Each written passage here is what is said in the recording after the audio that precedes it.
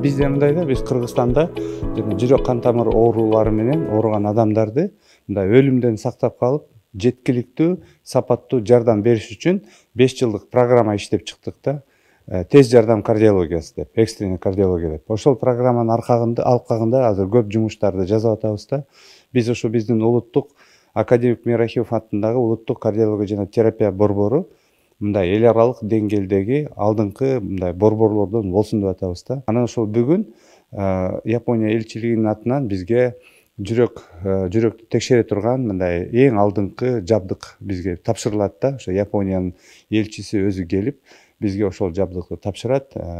Биздин министр, урматтуу министрибиз Гүлнара Маришина да бизди абдан колдойт.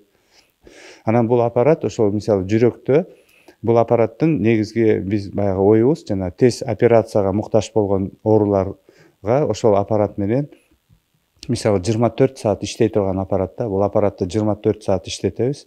Жанагы острый инфаркт миокарда деп коет. Ошондой оорулар, анан дагы башка курч, катуу жүрөк оорулары менен, мисалы скорый менен келип калса, ошол аппарат менен диагнозду толук тактап туруп, анан эң керектүү жогорку ыкмаларды баягы пайдаланганга ошол аппарат бизге берилип атат да.